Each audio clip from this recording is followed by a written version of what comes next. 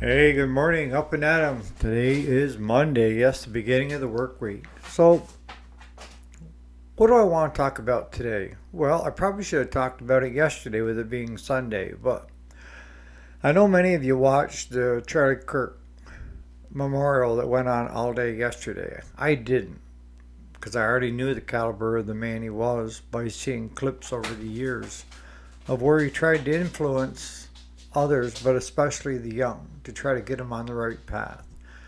So today we're going to talk about forgiveness. That's a big word, isn't it? Stay tuned.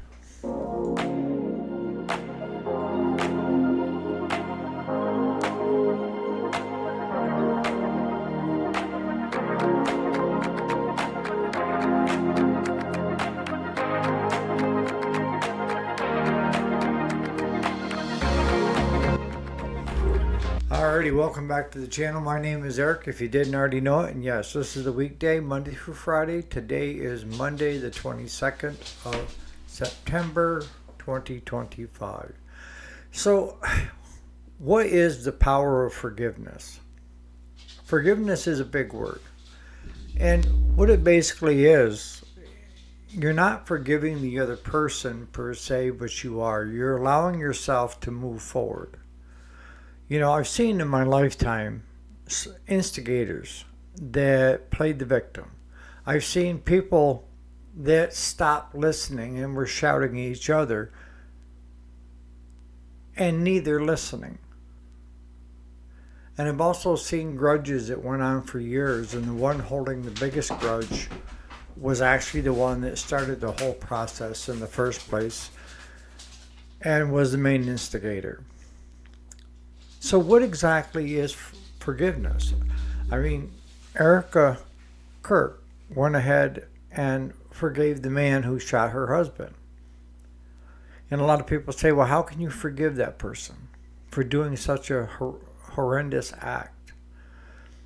And it's not so much that she's forgiving him for what he's done, it's forgiving him so that it allows her to move on down that path. We all have our own path, right? And throughout life, we're going to get into situations where we have problems with other people, offended, what have you. And, you know, looking back to a year ago, for just myself, a lot of stuff that I thought were really important seem pretty petty now. And sometimes it takes a life changing event to realize just how petty it is.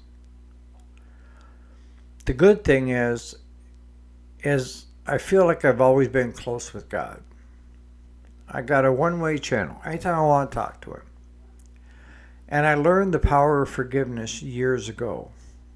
And I didn't get it right the first couple of times of thinking, well, if I forgive the person, then we can be together and continue on.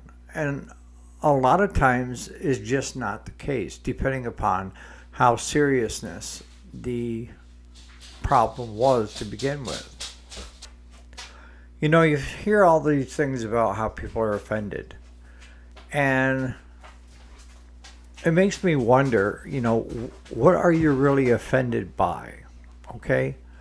And throughout life, you're going to offend people without malice. And what does that mean? It means you're going to do it and not realize you're doing it because you didn't think there was a problem, but the other person did. But now, what if that person that felt offended felt comfortable enough to bring it to you and say, okay, this is what offended me? Now, at this point in time, you can either acknowledge and apologize, or you can get pissed if somebody comes back to you with it.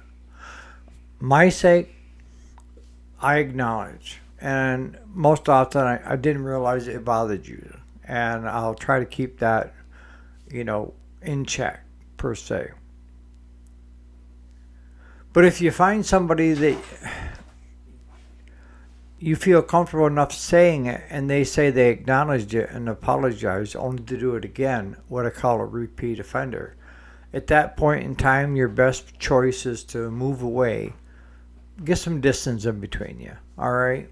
Because the other person, even after saying they're sorry, goes and does it once again, twice again, three times again, right?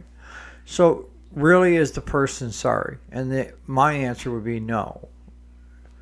It's like someone breaking someone's trust, and then from that point on, sorry doesn't amount to squat because you've already broke that trust bond, right?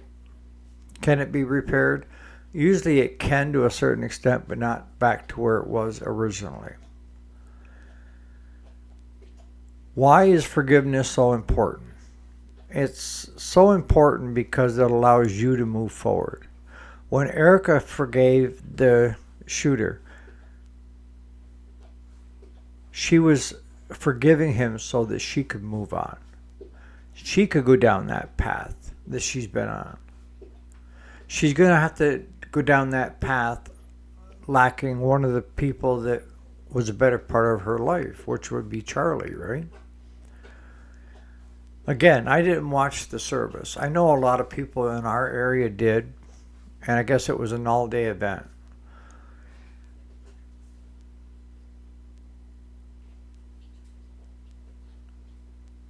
You and only you get to choose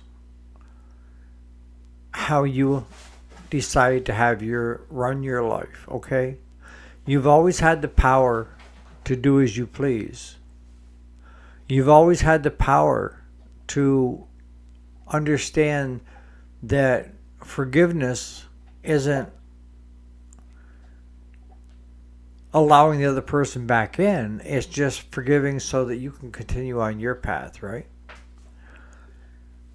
But the other thing that you really have to do when you're soul searching in this area, right, is you have to be willing to do a self-accounting of yourself.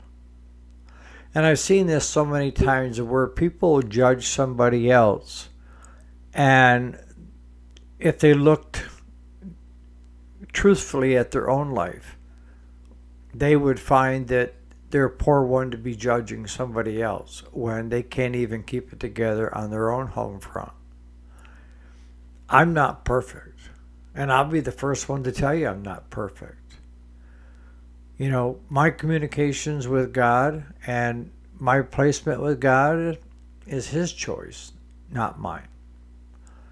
We've aligned, and He's stuck me back here for some God-forsaken reason. I know. That's the problem, is I'm torn half the time of how nice it is to take that next step. Let's just say I had a taste of it. But I also felt like once he pointed it out to me that I had a lot of things that I need to get together in my life, my affairs, and certain things that I needed to accomplish before I can go. And I've been working at that pretty diligently. And the one was getting my wife the care she needs, right? And I don't know if I mentioned it, but she's now in a nursing home. She likes it there, which is half the battle. I talk to her every day at 3 o'clock. The only drawback to it was the only place open that could accept her is 2 hours away. So it's not one of those things that I can just hop in the vehicle and go visit on a daily basis. I can't afford it financially, nor can I take that much time on a daily basis to do it. And she understands. And that's what I told her, because she made the final decision. I said no to the 2-hour placement. She trumped me and said yes, so they moved ahead. She understands now how great the distance is. And she also understands that I can't visit every other day like I was when she was locally. But we're going to make it work one way or the other, right? And that's all God asks us to do is make it work. If your heart is in the right place, it's because you're trying to do something positive for somebody else, even though it's going to create a hardship on yourself. That's true love. When the hardship ends up on you to make someone else's life better. And anybody that's a parent totally understands that. Anybody that's a grandparent totally understands that. A spouse understands that. So today, when you take a good look at your life, look at people that were in your life at one point in time that are no longer there because of issues. And did you forgive them and move on? Or are you still kind of in that miserable loop that keeps going on and on and on every time the person's name is mentioned? You need to finally let go for yourself. I know it's a big hurdle to jump. I didn't say it was going to be easy, and there is no right or wrong way to do it. It's whatever is comfortable for you.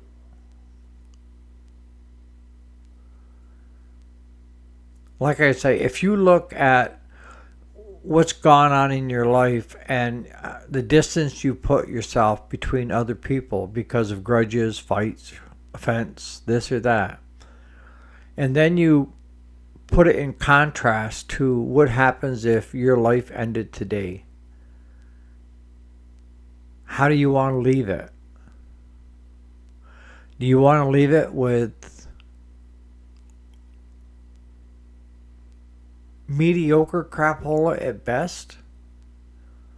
I didn't. I wanted to come back to get my stuff and my affairs in order, to let the people know that I love them, that I support them, and try to be a good dad, a good grandfather, and a good friend to anybody that's out there. And that's all God can ask of us. And that is to help others when you can, without accepting or feeling the need to be given money or to be made whole. You're doing it because it's the right reason to do it.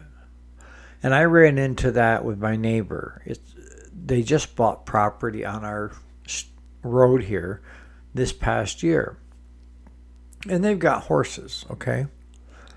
But they had one horse that was 26 years old that had a genetic defect of where she was in a lot of pain with her back legs. They would swell up. So that they had decided between this couple and the vet that it would probably be best to put her down.